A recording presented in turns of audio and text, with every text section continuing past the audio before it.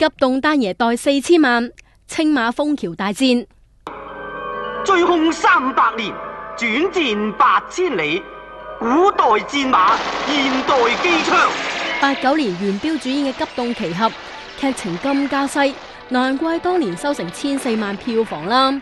食住個 3D 熱，蕭若元父子豪使1.6億，搵宇宙最強甄子丹自導自演，重拍 3D 版，4000萬酬勞落袋嘅丹爺13年冇做導演，為咗省靚招牌，凡事梗係要親力親為。3個臭皮匠早幾日喺天后坐埋一台密密傾。